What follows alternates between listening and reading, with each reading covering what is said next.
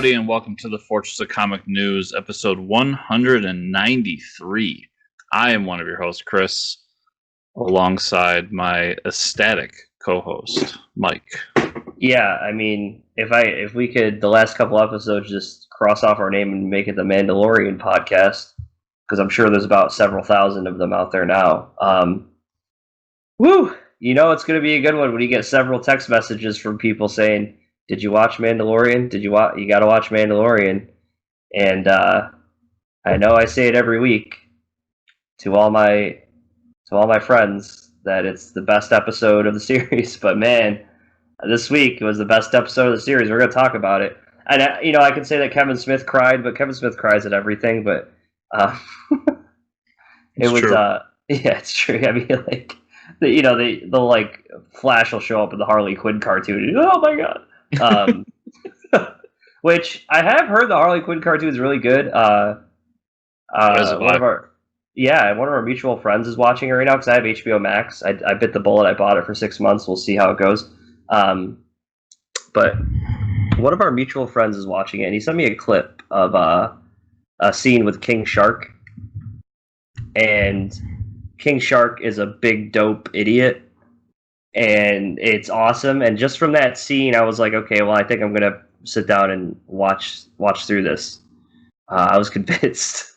I forgot what the scene is now, but it was like, okay, that was a pretty good King Shark joke. I don't think I remember the scene exactly, but I know that like everybody's when they're like, "Hey, you should watch this," they send me a King Shark scene. Yeah, so it's probably the same scene, right? And there's not much that'll stop me from watching anything that involves King Shark, because that was like one of the best seasons of The Flash. When King Shark like shows up, you're like, oh man, they're doing it. It was like, make him the big bad for a season. No, it's going to be another speedster, and it's like, son of a bitch. It's okay, because now not only is Rocksteady putting him in a video game, but James Gunn has made him this Polka Dot Man's sidekick and Polka Dot Man, his amazing friends. Yep. Yeah, I'm still waiting for them to change that title. You bought the trademark, you're waiting, and you really should. You should trademark that shit, and when they go to flip the title, oh man, you'll be a millionaire. So what's going on? We're rounding the corner to Christmas, folks, and I think, is it already Hanukkah or whatever holiday you celebrate? We're probably in or out of it, and it's I think we're circling the end of Hanukkah. Okay. I have no clue. Like, I know that Kwanzaa is a thing. Mm-hmm. That's about it. That's my knowledge of Kwanzaa. Well, there you go. That's very cultural of you, Chris. There's also the Kwanzaa bot. I remember that. Yep. Futurama, everybody. And yeah, Christmas is like Thursday or something. I don't know. I'll know when I go to work and the place is closed down that it's Christmas. It's Christmas. Yeah, Chris is on the front lines. So, moment of silence for him, because he is the reason you're getting your gifts or letters to your loved ones this season. So, kudos to you, man. Or in some cases, people believe the reason they're not getting those things. Well, yeah, it's all your damn fault. Speaking of that, I watched Jingle All the Way.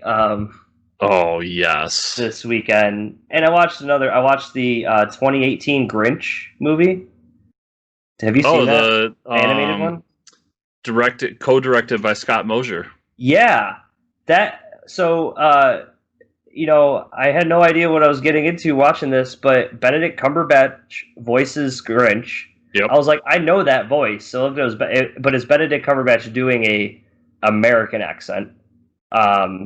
So it's him doing. It's basically it's not Sherlock. It's Doctor Strange voice. But and then you have Kenan Thompson plays one of the villagers.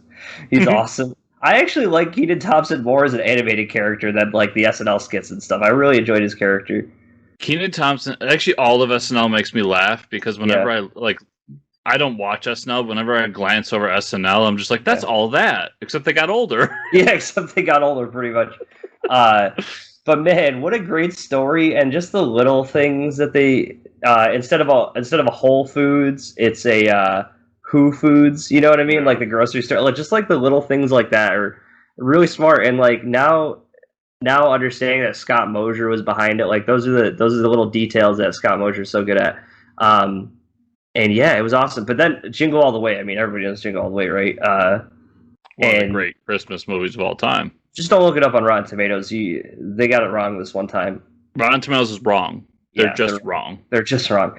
But getting back to what we were talking about, the mailman played by Sinbad is so relevant today. Talking about, like, you know, you're the one they blame when you kick the package. It's like, wow, this is really sad and depressing.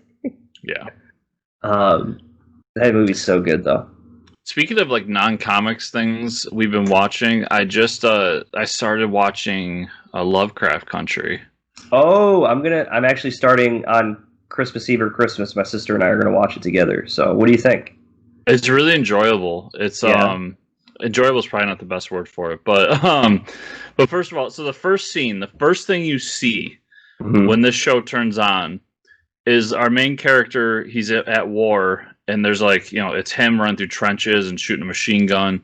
Yeah. And then it zooms out and you just see like aliens and weird creatures and shit everywhere, and you're like, holy crap, what's going on?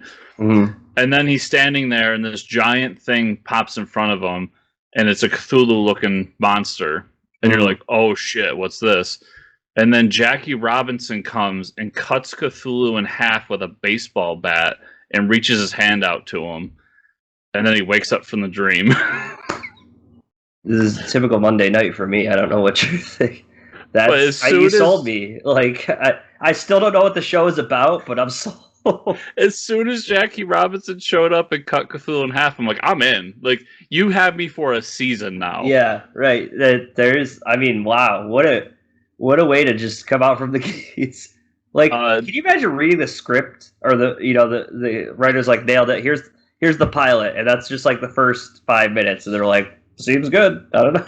Seems legit, everybody. Yeah. But in all seriousness, it's based in like, I can't really tell if it's 50s or 60s. I think it's supposed to be 60s America. Okay. And the cast of the show is African American. So they do not shy away from like old school racism. Okay. And which actually lends to the story really well. And so there's a lot of like tough things to watch and tough imagery. I'll warn anybody going into it about that. But I think A, it's all important for the time frame that they're living in. Right. But B, it also just adds to a lot of the stories they're going through. And I think what's really cool is it doesn't solely depend on the horror to keep it going. The horror is kind of an additive to the story that they're telling. And I'm only like halfway through the first season, but I really, really enjoy it. And I'm really excited for Ant-Man because the guy who plays Kang is phenomenal in this series. So he's the lead character, right? Yeah, playing Kang. Okay. Yeah, and I heard he was in something else, but people are like, he's so good in that. And Lovecraft County. County or country? I thought it was country, but I could be wrong. Yeah, you butcher names left and right, but true. But yeah, I've been waiting to watch that one, and I mean, good for HBO for doing the whole old school, like touching on how bad racism was. I mean, they did it in the Watchmen series too, right? I mean, they didn't shy away from it. Yeah. And a lot of people were like, "Oh man, I don't want that in my show." You know, it's like, well, if you're gonna set a superhero show in that era and make it relevant to America, like, racism was really prevalent in the 1940s. You know, like, it's also really prevalent to the story of Lovecraft, considering he's a huge racist. Right. Yeah. And like, I'll give away one sequence where like they're trying to find this house, and they get pulled over by the cops, and the cops, you know, they fuck around with them, and then they end up dragging them out into the woods, and the intent is that they're going to lynch them. Yep. And then right as like the cops have their shotguns on these three, and it pulls away, and these like monsters come out of nowhere and just start biting the heads off people. That's awesome. And at that moment, it's like there's no more like black and white. Everybody's just like, "Fuck, get out of here." Yeah, right. There's like nothing ends racism or like hatred towards your fellow human like a monster popping out of nowhere and killing everybody. Yeah, but Well, I would suggest it to anybody who's yeah. mature enough to handle all of that and likes light horror elements. Well, it's good to know that the monsters are unbiased when it comes to who they're killing. So it doesn't follow the horror movie trope and like kill the black person first or something like that. No, but I do think there's the second one to die, I believe. Mm-hmm. Okay, well they kill some racist sheriffs first. Okay, that's acceptable because that is the thing. Like even like Key and Peele had always talked about that too. Like that's like at first it was a joke, but then it became like a trope in horror movies that it's like that's just how they do it for some reason now. Well, and if you watch the credits, not only is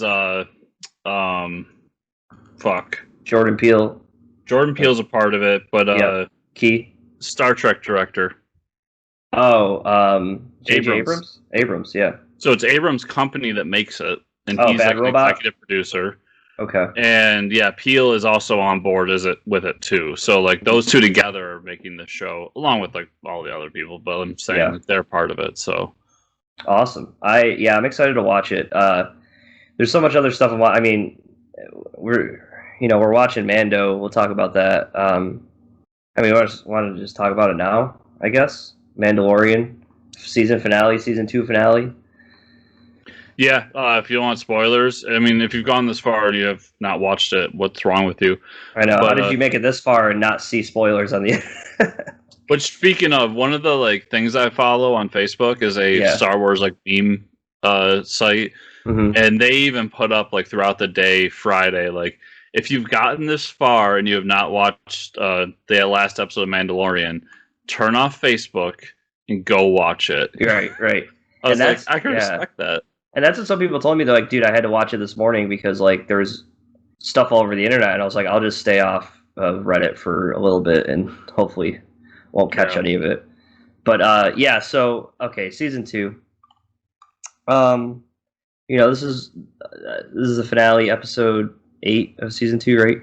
This is where they get the ragtag gang together to go get Grogu from Moff Gideon on his Imperial Star Destroyer ship.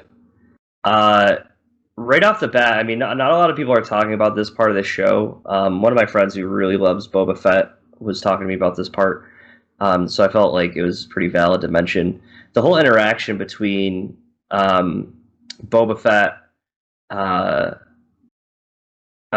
Jin Darin, right, and then Bo-Katan in the room together, and like their whole interaction of what a Mandalorian is, right? Like how dare you say I'm not a Mandalorian because I'm a clone, and like how she's an old ways Mandalorian, and then Jin is like, oh, I was an outcast. So you have 3 different types. You have like a person born into Mandalorian, you have a person who is his father was a clone, so he just has good genes and they made him a fighter pretty much, and then you have Jin, who was like saved and a refugee. So like, but right there it's like, wow, these people are at conflict because like she believes she's the most correct or like the best out of all of them, right, or something like that. And then we get a fight scene which was awesome. Casting Sasha Banks was the only reason you casted her was so that she could DDT Boba Fett in this moment. Yeah, right.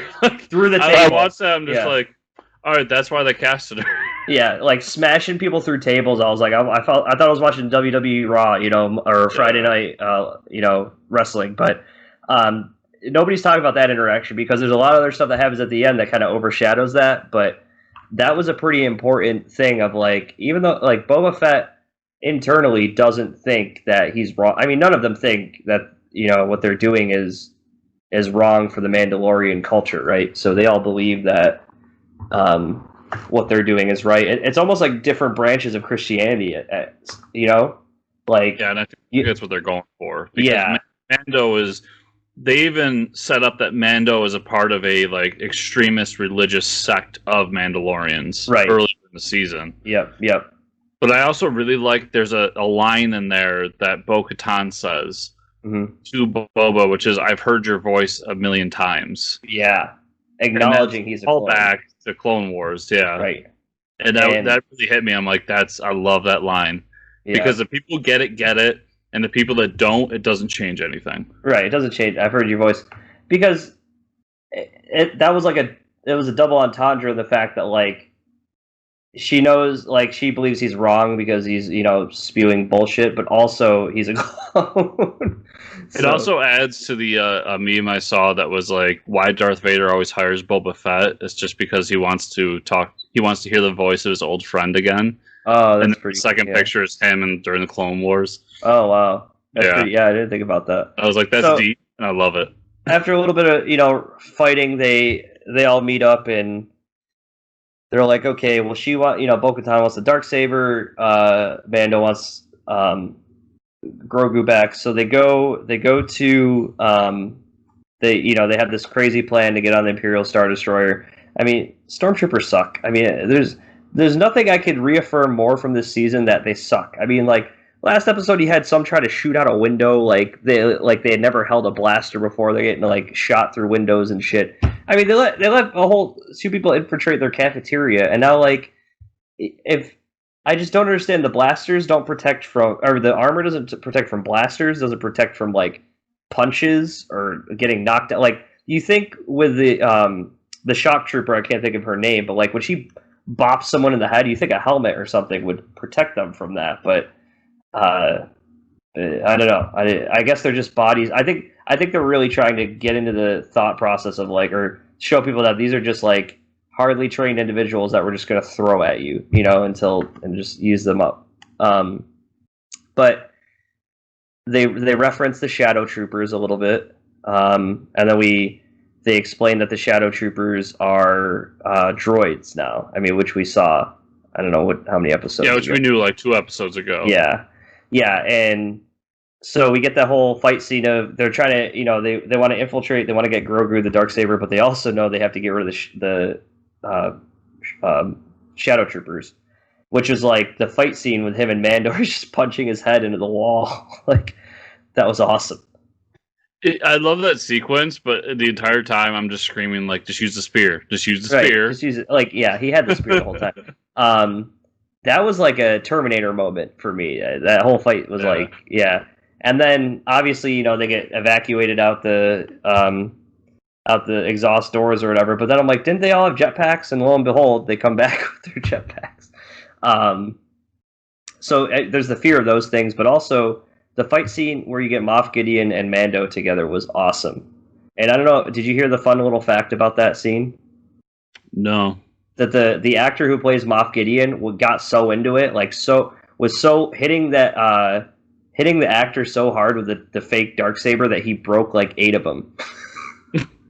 He broke like 8 props in that scene because I mean, you go back and watch it. He is like full on like rage attacking him, and like he got into it. He broke 8 of them, is what they said.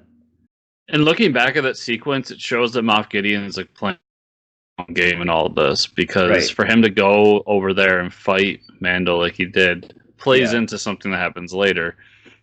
Right. So he's just a piece of shit scumbag. But they find out, so obviously Mando beats him. Come to find out, when he wins the Darksaber, I didn't know there was all this lore behind it. You probably knew this, but he can't just give the Darksaber to Bo-Katan. Correct. It just doesn't look like that. You have to win it in combat, as Moff Gideon said. So we'll have to explore that, I'm guessing, next season. That's probably, going to set us up for that. But meanwhile, they're all in the brig. Mando captures Moff Gideon.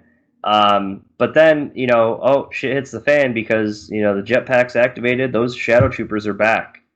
And they're surrounding the area. Moff Gideon's like, oh, you guys lost. And Boba Fett, and this whole time he created a diversion, he leaves. So this whole time I'm thinking, okay, we're gonna get some rebels show up, like he's got to go call for help, which he doesn't do. He just doesn't care. I mean, he did complete his his thing with Mando. So an X-wing shows up, and it's like, oh man, just one X-wing. But right when that X-wing shows up, and it's not a squadron, it's just one X-wing, I'm just like, it's Luke's. It's got to be Luke's X-wing. It's his ship. And then they give you little pieces. Like there's a whole fight scene, right? There's a hallway scene. Luke gets a hallway scene. He gets the Rogue One hallway scene. Yeah. Yeah. And it's very similar to how they set up that hallway scene with Vader and Rogue One as well. Yep. You see the hand, and then you see the lightsaber. You see that it's green, and you're like, "Holy shit, it's Luke!" And then they do that, like he's killing all the droids, and then you see Grogu seeing that, like, "Oh shit, like I want to be one of those dudes," because they're seeing out security footage, but there's one thing here, like. Mando is such a badass, and he's like so powerful and so trained, and just defeated everybody every episode. But he struggled to kill a shadow trooper, and then you see Luke come in and kill a whole squadron of them. And I think you see the realization on his face, like, number one, this is going to be the person who's going to train Grogu.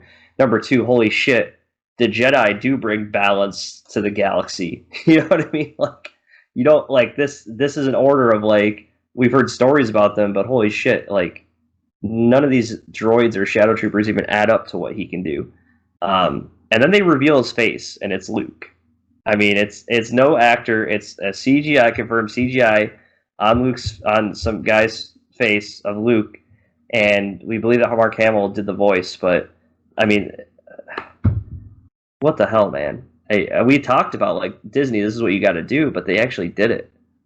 Well, so when the X-Wing came in, it was in the back of my head that it was Luke. What confirmed it for me is when I saw his right hand. Right, you and see it the had right the hand. glove.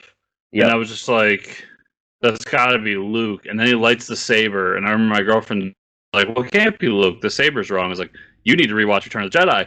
Oh, man. and then I was like, no, that is him. And then we're kind of like, well, what if it is? And I'm like, no, it's Luke. I don't even want to entertain somebody else because that is Luke. There's no way around it. Right. And she finally was just like, yeah, the hand alone gives it away.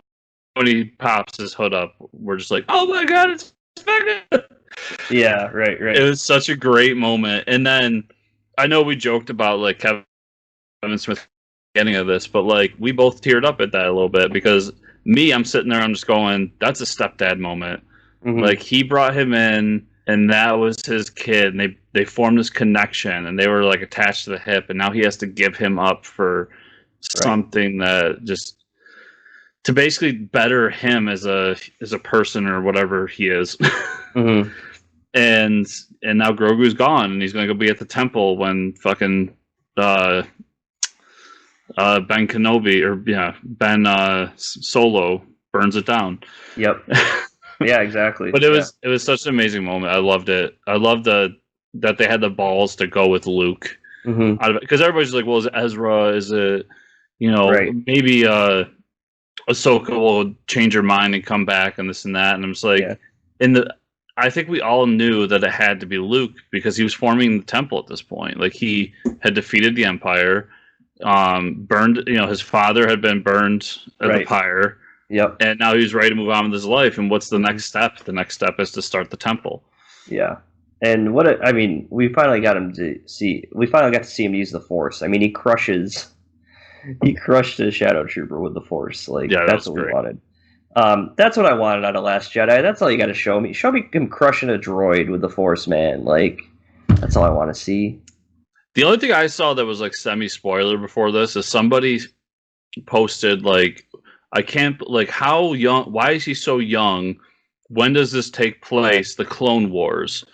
And I'm just like sitting there going, well, who the hell would it be that would be young during the Clone Wars? Right. And even then I'm like, but it can't be because I know it takes place between the original trilogy and the sequel trilogy. Right. So it makes sense in the timeline. And I was just sitting there, I'm going, and then when I watched it, I'm just like, this person doesn't understand where it takes place. Right. Like, they're thinking it takes place in some, like, distant time frames. Like, no, it takes place between those two series of movies. They could make a whole show with Luke. I mean, like, just CGI his face. You know what I mean? I don't think they would, but... this will be a comic or something. You'll get to see him train Grogu or a novel or whatever. Well, no, not after all that, we get an after-credits scene. And what I honestly, I don't know if I was more excited to see Viv Fortuna. The most sought Best after name in Star Wars. Viv Fortuna, everybody. And not only do we see him, he gained a little weight since Jabba the Hutt was gone. He's pretty much he's bibbed he's bibbed the Hutt pretty much. But that's where Boba goes, because that's where he left off with his character, at least in Return of the Jedi. But he goes to Jabba's palace, he kills everyone, and he sits on the throne. And then it says December 2021, the Book of Boba, and it's like, hell yeah, let's go. So, I've been seeing a lot of speculation online, and I think a lot of it revolves around the fact that people don't follow the news like you and I do. First, Boba Fett's getting his own show. That's what this is all about. Right. This isn't Boba Fett's taking over the Mandalorian show. No. And the Mandalorian doesn't end just because Grogu's gone. Like, right. I get everybody loved Grogu. Yeah. But I think where this is heading is going to be, we're gonna have the struggle between what like you said earlier, the three different sects of Mandalorians. So we're gonna have Boba Fett, who believes that the Mandalorians just need to be bounty hunters and do their thing and rule their sects of the universe. Yep. And then you've got Bo-Katan, who still believes she can bring back Mandalore and rule over the Mandalorians and bring them back to prominence. And then you've got Mando, who gives zero fucks about any of this and just wants to run with his life. Right. But he's probably going to be hunted down because now he has the Darksaber. Right, exactly. So he just wants to be left alone. I think that's your story moving forward. Yeah. I mean, also, Grogu was kind of holding back part of the plot. You know what I mean? As much as everybody loves Grogu, he was it was like a ball and chain for the character, always worrying about him. It's like I said, their stories had to go separate ways at some point. And I believe that you'll follow, unfortunately for the mass public, I think Grogu's story will fall into novels, comics, stuff like that. I don't think we'll see him in live action or even cartoons. Maybe the Ahsoka show, you don't know. I mean, possibly. I'm not saying he won't show up here and there. Right. But I don't think he'll be the second lead to a show again, or we're going to follow the Grogu story. I forgot where I was going with that, but there's definitely more to be said. I think Mando's character is much more than just Grogu's father, and following what I said earlier, following that plot line, it could be really cool, and it's going to lead to a lot of conflict. And they said earlier that some of these shows are going to cross over with each other and kind of create their own Defenders-esque series where they all come together. Yep. And that could be the big thing at the end, where Ahsoka, because Bo-Katan's an Ahsoka show, so Bo-Katan and Ahsoka-Tan have to take down Mando to get the Darksaber. But then Mando's I don't want to die, but I don't really care about this thing. And then Boba Fett's I'm fucking Boba Fett, so I might as well get in there and razzle some people. Razzle dazzle. I'm super excited about the future of Star Wars, and I thought this series is really great. The episode brought back the joy and magic of Star Wars, right? I mean, it really did. It was just this is what the original trilogies really captured. Well, and I'll even do one further. I think this is the best we've gotten since Rogue One, because I remember the excitement behind Rogue One. Yeah. And the idea that it was a movie with no lightsabers, but even then we still got that that moment at the end that everybody got excited for. Right. I think that's what this series has been, and especially this episode was we all got super excited about it. We got that amazing moment with the classic character that we all love, and it's been really good. So yeah, it's gonna be a long year waiting for the next season. I know. But if you want some more, Disney reveals yet another, well, not a show, but a Christmas special, the Mandalorian Christmas special. showing up Christmas Day. So yeah, all behind the scenes stuff. They Yeah, did but this still. the last season. I really enjoyed the last season's. Was it Disney Gallery? yeah, where they do the gallery. Yep. Hmm.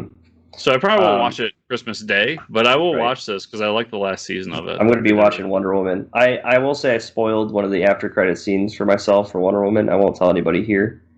But it's nothing crazy about like the DC cinematic universe as a whole, but it's just awesome. Like what a great idea they had, and I can't wait to watch it next week. All right, so you think that's enough Mandalorian talk for a comic book podcast? I don't know. You tell me, but let's show. I mean, I'll just talk go Star watch Wars it. all day. So I know you somebody will. has to shut me up eventually. One more thing though, Disney reveals yet another Disney Plus show.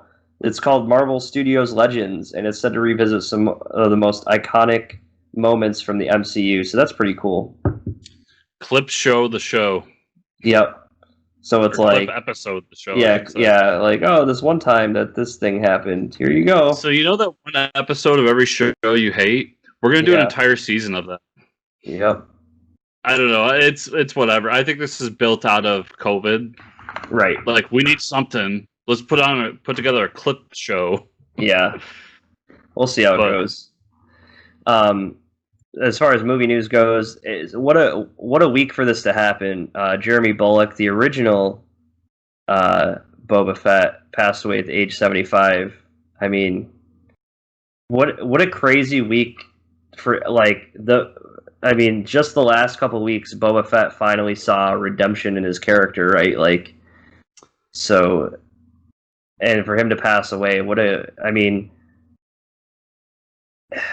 he's gonna live on through Boba Fett, right? I mean, everybody loves that character. Yeah, because he passed the torch for Boba Fett for decades. He was. And you're right. I mean, it would have been nice for him to live to see the Boba Fett show. Right. But he did get to see that moment where his character finally got to be the badass it deserved to be. Yeah, so hopefully he was happy about that, you know. The rest in peace, but yeah, it's super sad. Yeah. Comic book news. Happy news. Happy news. Back to the good stuff. DC's still announcing all this future state stuff, so we're just following right along. So excited. Yeah, this is a new limited series they announced called Batman Urban Legends. It's a series that will feature 3 stories from 3 creative teams through its run. One's going to be a Batman Red Hood story from Chip Zdarsky and Eddie Burrows. Holy shit. Sold. Another's a Grifter story by Matt Rosenberg and Ryan Benjamin. Sold. Okay. And finally, a Harley Quinn story from Stephanie Phillips and artist Laura Braga. Sold. What the hell? I mean, all this in one book? Chip Zdarsky. Yeah. And then Stephanie Phillips. No offense to Stephanie. I love you, Stephanie. Yeah. No offense to Matt, but you had me at Chip Zdarsky. He's one of my favorite writers currently working. And for him to do a Batman book, hell yes. A Batman Red Hood book. Yeah. So that's the cake. The icing is that Grifter's getting a story. Right. And I'm so happy because I actually really enjoy Grifter. And that Matthew Rosenberg's writing it. And I love Matthew. Mm-hmm. And then the sprinkles on top of that icing to make it the perfect birthday cake is Stephanie Phillips getting another DC book. Yep. And it's Harley Quinn again. Like, I know we've had our differences about Harley Quinn, but I cannot tell you how excited I am for her to get this book and to finally get my hands on it. Yeah, she is. I mean, good on you, Stephanie. Keep it up. You're killing it. So now they also announced that Joker is getting his own ongoing series. It's going to be written by James Tynion IV with backstories by Tynion about Punchline. Okay, I mean, Joker's not going to be in the Batman series book right now, so they're like, hey, we got to give him his own book. People need to read about Joker. What makes me laugh about this is I've been giving Tynion so much credit. Yeah. For being like, Joker's on vacation, guys. He's done. Right. And then they announced this, and I'm like, okay, do what you gotta do. But if this is how they got to do it, whatever. They can make a separate Joker book that I don't have to read, and I'm fine with it. There's people that love the Joker; they want him in everything. But I don't. I'm a Batman fan. I'm not a Joker fan. You know what I mean? Yeah, I was just kind of excited to see Joker. Like, I understood that we were going to get Black Label Joker, and there was going to be some interesting ones and not interesting ones. But I was just like, in mainstay DC continuity, Joker's gone for a little while. Like, we can not Right. deal with them. And then they announced this. I'm like, oh, that kind of takes away from my excitement. Yeah, it But does. I don't know. Mike's gonna get those punchline stories. So No. Superman comic titled Superman Red and Blue will come in March. This will be an anthology series, much like Batman Black and White from various creators. I mean, that's long overdue. Superman just as popular as Batman, I'd say. I'm actually shocked they did this for Harley before they did it for Superman. Because remember they did Harley. Yeah, they did Harley Black and White. White. Yeah. Red and White, yeah. I got excited because when I hear Superman Red and Blue, I think of when Grant Morrison split Superman into red and blue and made Superman red, Superman blue suits. Now that is awesome. That was All-Star, right? I think it came out of Rocket Ages because he did it? Does he go to the moon and he needs to create? He needs to magnetize himself for the moon to get pulled. I forget. It was some crazy comic book science. I mean, I need to read his. There's yeah. I'm sorry, I need to read his Justice League. I've never. Oh, you never read Rocket Ages? Oh. Probably the best Justice League story of all time. Yeah. The Superman red and Superman blue suit has been done before. I even have like an older issue from like the 70s where it was like an alternate Superman with an all red suit, like viewing another one from an all blue suit. So they've always played around with that idea, but I mean, it makes sense that that's what they would title it. The biggest news, and probably why I have Owlman himself as my wallpaper. Number one, it's been long overdue to have Owlman as my wallpaper. But number two, the Crime Syndicate is getting their own 6-issue series. It's going to be written by Andy Schmidt and Kieran McCowan, and it's going to spin directly out of the events of Death Metal. Bam. I mean, we talked about this. Where is Crime Syndicate? Why aren't you using these characters? Well, here you go. Well, remember, what was the crossover book for Death Metal where Owlman shows up and he realizes that he's reincarnated in every universe? Yep. Well, you look at the promo images for this, it's a whole new Crime Syndicate. Yep. And they kind of redesign a few things. Owlman looks about the same. Ultraman looks about the same. And so they're introducing a new Crime Syndicate, which, I don't care. I love Crime Syndicate. Do it. But that also means that we can eventually do the Crime Syndicate crossover again. Yeah. I don't care how many times you do it. I love it. Right. Like, it's just keep doing it. So, yep. So good. Flash gets a new creative team starting with issue 768. Writer Jeremy Adams with artist Brandon Peterson will be the creative team for Future State Black Racer. So more Future State creative teams moving over to the mainstay books. Black Racer is pretty iconic within the Flash universe. Nightwing gets a new creative team with issue 78.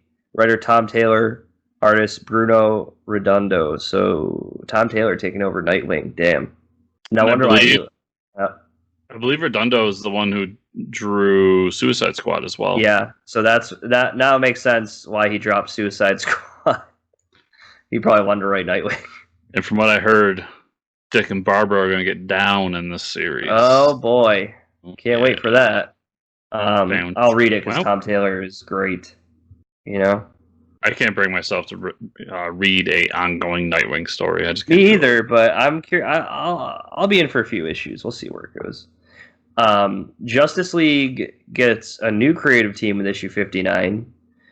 And wow, Brian Michael Bendis is the writer with artist David Marquez. So we're getting the Legion of Superheroes book now as the Justice League. So they're like, Bendis, like, we get it. You're a good writer. You got people interested in the Legion of Superheroes. Let's get rid of the Legion of Superheroes. We'll just put you on Justice League. So I'm excited for this because that creative team is awesome. Oh, yeah. Quick anecdote. I recently dropped Justice League because I really don't care about this Endless Winter thing. Yeah. And now I have to put Justice League back on my poll when this happens. Well, but also I'm really sad that this possibly means that Legion is done. Yeah. Because I really, really enjoyed Legion. Legion was amazing. Yeah, that was weird the way they did Justice League. They're like, Justice League Endless Winter was his own book, and then they jumped onto the mainstream Justice League book this week out of all weeks to be like, bam, you're forced to read it. It's like, no, when did that happen? Like the crossover with Dark Knight, Death Metal made sense, but like this was just weird. Yeah, and I'm not traditionally a fan of the crossover like between books thing. Yeah. Like X-Men did it recently, I know, and I did enjoy it for the most part. But that is at least like X-Men is its own thing inside Marvel, and I'll give you like, okay, that's happening and taking over those books for a month. Mm-hmm. But what bugs me here is like this week I picked up Aquaman because I pick up Aquaman every week or every month, and it's a Endless Winter tie-in. And I like read like 3 pages in, and I'm just like, I don't know what's going on here, and I really don't care about the story. So exactly, that was a waste of $4. Yep. I started reading it and then I stopped because I was like, I don't know what's going on. So that's why I'm traditionally not a fan of these like crossovers like this. Just do it as its own series, right? And if you want to do it like I don't mind how Marvel does it sometimes. It's like you're reading King in Black, and then like this issue of Captain America ties in with King in Black. Why? Because Noel flies overhead somebody when it's all done, and we could put the banner on it. Right. But that doesn't ruin, like, that doesn't take away from the ongoing story of that book. Mm-hmm. That's why I don't mind it as much. Maybe it's excuse making from Marvel Zombie. I don't know, but maybe. Superman Action Comics get new creative teams. Both are written by Philip Kennedy Johnson. Nice, with artists to be named later. So that's pretty big. Yep. I'm not gonna be dropping those books because I love me some Philip Kennedy Johnson. The PKJ, as we call him. PKJ. New status quo for DC will be named Infinite Frontier. So no more, I guess, Future State into Infinite Frontier, I guess. And much like Rebirth, it's going to start with one-shot comics titled Infinite Frontier #0. Unlike Rebirth, though, this one-shot has multiple stories written by multiple creative teams. I don't know what the hell they're doing. It's just like Rebirth. It's starting a whole new story arc. Yeah. But here's some of the writers and artists we got on this. Yep. Because I didn't feel like writing them down in there. For sure. We got Joshua Williamson. Right. Scott Snyder. Okay. James Tynion IV. Okay. Brian Michael Bendis. Okay. Becky Cloonan. Okay. Jeff Johns. Wow. And Philip Kennedy Johnson. That's, yeah. And then the artists that are doing this include David Marquez, Elitha Martinez, who I'm not familiar with. Yep. Alex Maleev, Jorge Jimenez, and Jamal Igel. That's a pretty star-studded cast. Yeah, that is for an issue 0 to get people into it. Yeah, for sure. I guess we'll see what's going on there. And the way it's like set up, it looks like because it's set up in like 4 different stories. So the Joshua Williams, Scott Snyder, James Tynion one, I think will be an overarching DC story. Yep. And then the other one's going to be Bendis and Marquez. I feel like that's going to set up Justice League, right? Mm-hmm. And then I don't know about Becky's or John's, but then like James Tynion and Jorge, that's going to set up Batman, and then Phil Kennedy and Engel will probably set up Superman. So like, I don't know. I think it's interesting. I'm down to check this out. Oh yeah, for sure. I mean, getting all those. Yeah, now you got to read it with all these awesome writers on there. Yeah. DC announces a change to their digital-first Wonder Woman series. The series will now be titled Sensational Wonder Woman and is written by Stephanie Phillips and Megan Hetrick on the art. Wow. All right, Stephanie. We see you. Taking over DC. Yeah. New Bendis over there. Marvel announces Captain America Tribute #1, a one-shot to celebrate the 80th anniversary of Captain America. This giant-sized one-shot will feature a modern recreation of Simon and Kirby's classic issue from various artists, as well as Stan Lee and Kirby's Avengers #4, the first appearance of him, right?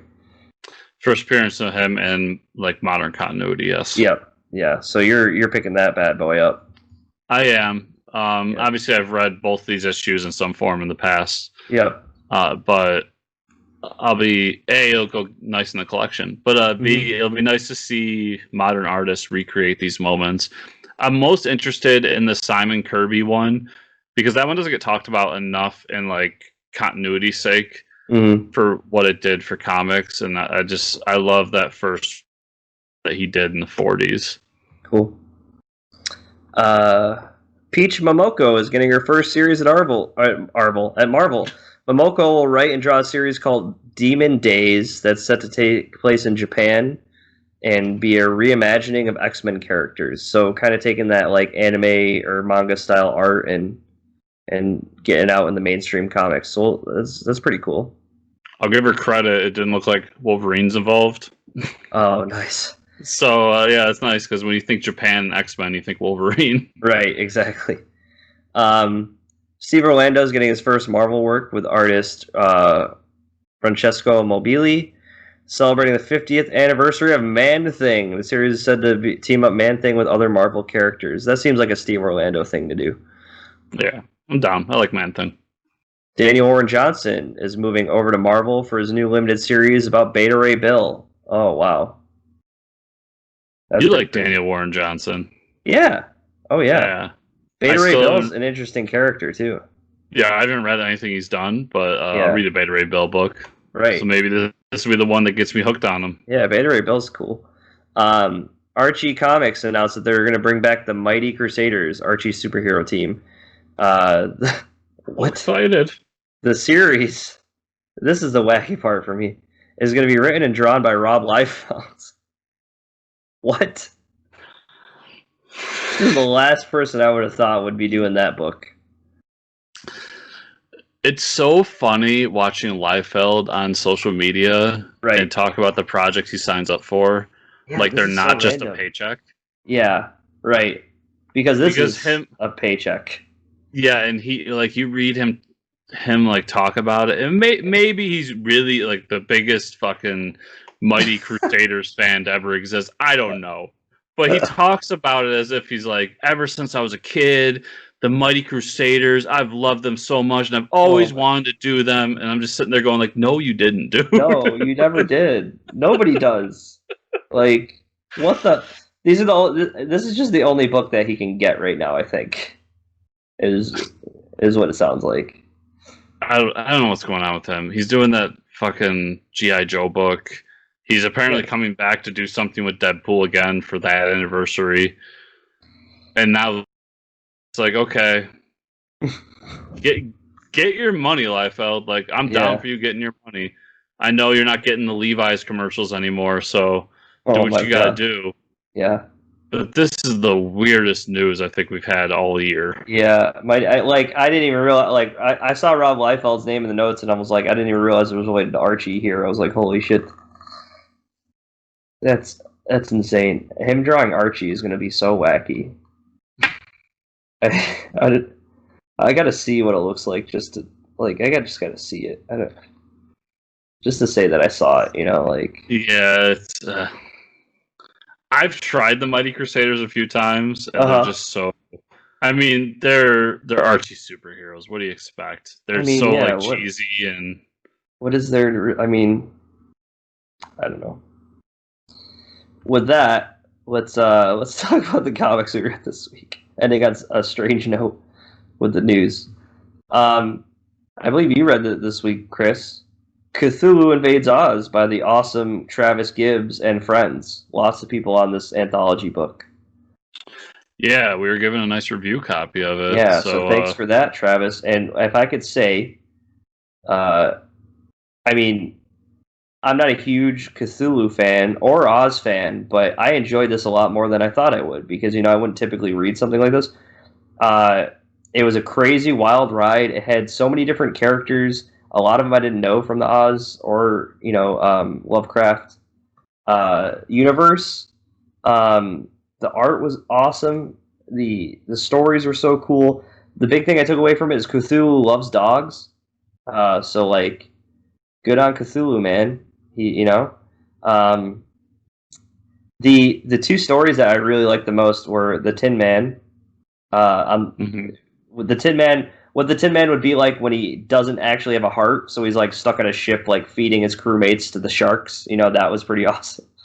And then there was a story about Pumpkinhead, defending his pumpkin patch. Yeah. And that was an awesome story. So those are like the two that stuck out. But this is such a crazy, wacky read. It's like multiverse, but not.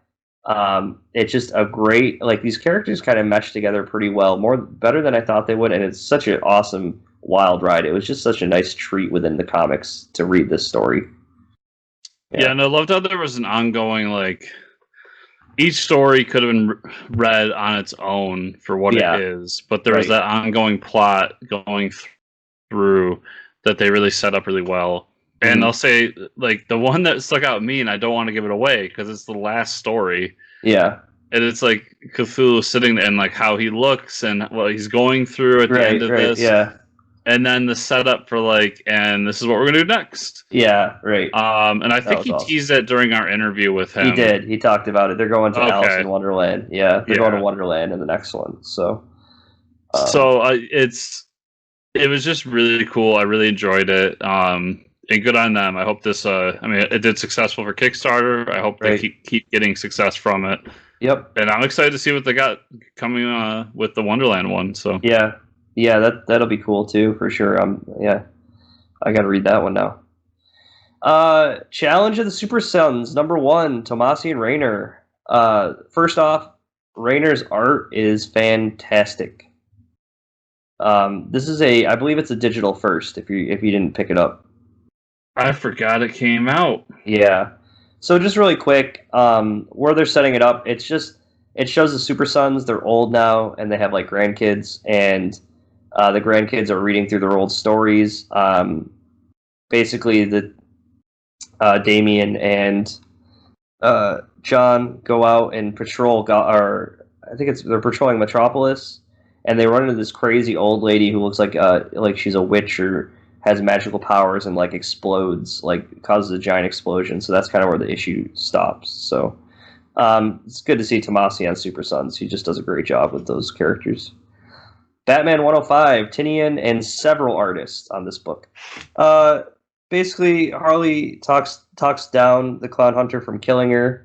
Has a conversation with him, and Ghostmaker and Batman are about to fight, and then they decide, oh, we don't need to fight. We resolved our issues. Blah blah blah. You stay out of Gotham, and then he says, well, why don't you just join the Bat Team and help us out? So now I guess he's part of the Bat family, and that's how they resolve the issue.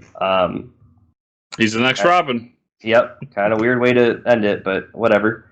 Didn't go as I expected, but it's not the worst Batman story, bro. I'm looking at you, Batman Eternal. Rorschach 3 by Tom King and Fornes on the art. We get this issue revolves all around the origins of the girl who's running around with Rorschach, or who is part of the assassination attempt. I don't know what her name is. She's like a Western person, like a cowgirl or something. Yeah. We find out that growing up, her father, they live in a small, like, rural town. Her father is a conspiracy theorist with lots of guns, and it kind of hits home, with the whole, like, militia, and, the town is a militia, and they think that the squids are controlling people's brains, like mini squids, and this is the first, like, crossover you really see with the Watchmen show, I would say. Like, this is kind of, like, towing the line of, like, you have these bigots that are kind of like conspiracy theorists and think that these squids are like created by the government to control people. And he talks about how he murders her mother because he's like, the squids were taking her over, and then the issue's like ending with, he's like, oh, I had these thoughts of like, maybe what we're doing isn't good, and that means the squids have gotten to my head, and he makes her shoot him. So it's like crazy story. You can kind of see why she's a little messed up in the head.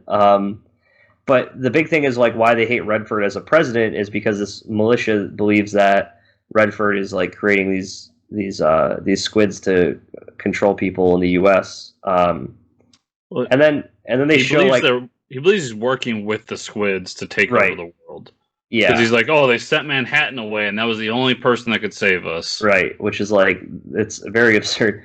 But all this comes to like, and then he starts reading the comic book. He references the comic book that the Rorschach character writes, and then we get to the cop who's investigating all this, sees like where they first meet up at the diner together, and that's like, okay, he kind of understands. He like goes through origin, understands, okay, why this is how they meet up. This is what motivates them to seek each other almost. Mm-hmm. So things are starting to unfold. I mean, it's interesting. It's definitely. I think it's going in an interesting route. I liked it. I don't know what you thought, but Yeah, I think issue 1 really started the whole connection with the TV show. Personally, but that aside, I like how they're picking a character and dissecting them in the last 2 issues to use that to move forward with the investigation that they're going through in this book. So yeah, I really like this issue too. I thought it was good. Just I could use a little more Rorschach in a Rorschach book, is all I'm saying.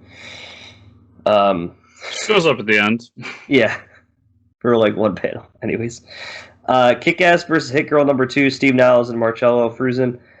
Basically, the whole issue, you get through it, and Hitgirl and Kickass finally meet up, and next issue they're gonna fight. So that's all you really need to know. Crossover 2. This is Donny Cates, Jeff Shaw. Chris talked about this last week. Fantastic story so far. Can't wait to see where it's going. Just League 58, like Chris said, I didn't read it because I opened it and I closed it because I haven't been caught up with Dennis Winter. Tales of the Dark Multiverse, Crisis on Infinite Earths #1, Steve Orlando, Mike Perkins.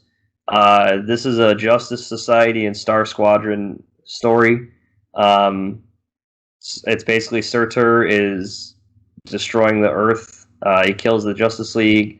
The JSA is left and can be the only one that fights him. They're still powerless to defeat Surtur, so Alan Scott says, "Well, I'll be your champion, and I'll show you. If you want to destroy Earth," he's like, "There's lots of other worlds out there, and I can show you to them. If you spare us, I'll bring you to more worlds to destroy." So he becomes the Dread Lantern, which is pretty awesome. And that's how that story wraps up. He'll leave Earth alone if he just leads him to other worlds to kill. So that was pretty cool. And then I had Dark Knight's Death Metal #6. Okay, I'll be quick. I had Captain America #26. It sucked. It was one giant monologue about... It was basically Ta-Nehisi Coates writing one of his articles, and it's a giant monologue about what patriotism is, and it was trying to bring back General Ross, and then also trying to bring him back as Red Hulk, which I'm like, the Red Hulk story I like the Red Hulk story that Loeb McGinnis did, but then like afterwards, it was kind of a one-hit wonder, and having Ross being Red Hulk just didn't work, and I don't like it. And plus, like, it's a fucking Captain America book. Can we please have some Captain America in it? Yep, I can understand your pain with that. Oh yeah. And I'm also I really am just fed up with Ta-Nehisi Coates' writing style. Like, it seems like he gets a few issues where he like starts to get things rolling and moving, and then it's like, let's do a whole issue that's just a monologue, and I'm like, stop. Don't just finish your story. Let's not do that. But I keep buying it every week. So yeah, that's all I got. Where can people find you on the internet, Mike? They can. Oh, before we talk about Dark Knight's Death Metal #6, just a heads up, we're still talking about that. But they can find me at the end of the show. Yeah. Yep. You can find me at Fortress Ricker on Twitter. Where can they find you, Andrew, the show? Well, they can find me at chrisrunt.com. That's CHRISRUNDT.com. Or on Twitter at Fortress Chris. You could also find the show over at FortressComicNews.com. And remember, everybody, if you are listening to us, give us a 5-star review whenever podcatcher you are using, and to like, subscribe, share, comment down below on the YouTube. That would be an awesome Christmas present for us. Oh yeah, it would. And if you want to be an extra special awesome person, you can go over to Patreon at patreon.com/FortressComicNews.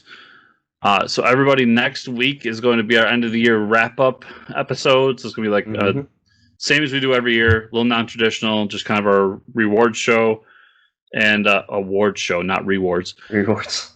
And yeah, there might be some stuff to talk about there too. So make sure you show up next week for that as well.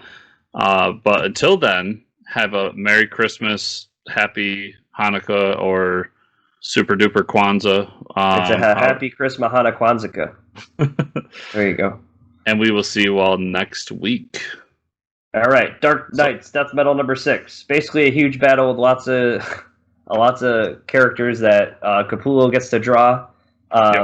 We see a lot of splash pages with like the old original Batman from the Metalverse. And it looks like the Batman Who Laughs is winning the fight pretty much in the giant battle. Like, the heroes keep fighting and they're like, oh, we're winning, but then Batman Who Laughs is like, just kidding, I brought more people. All this, we know Diana is going down to get the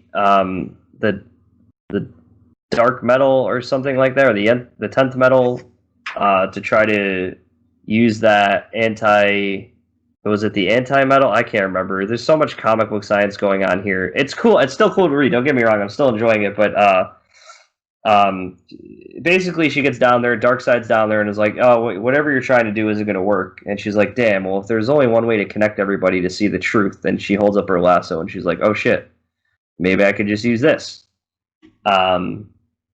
And she decides that she could use the lasso no matter if they're friends or villains or heroes, that the lasso will help them see we need to unite as one and fight Batman Who Laughs. It's almost like a spirit ball situation in Dragon Ball Z, where she like gathers all their power, and then at the end she turns into like a golden god with a chainsaw and shows up to the fight between Perpetua and Batman Who Laughs. And I'm sure the next issue is going to be wild. Yeah, I mean, you pretty much summed it all up there. Yeah. I mean, I did like going through the panels and seeing some of the, like, after the Batman Who Laughs, or what we call it, Darkest Night, whatever we're calling him, creates the rest of his universes and bolsters his ranks. I like going through and seeing like, oh look, it's a Mr. Freeze Batman, and that's a Power Girl Batman. Yeah, that's cool. That's the best part of the issue. Yeah. Yeah. It was a good issue, but yeah, like you said, it was just like two sides bumping chest the whole issue. Like, we're gonna get you. No, we're gonna get you. Yeah, right. Yeah. Other than that, I mean, like that. Yeah, it was just to enjoy Capullo's art and all the crazy characters that were showing up, pretty much. Yeah. Yeah. And it's sad that we have one more issue of Capullo at DC.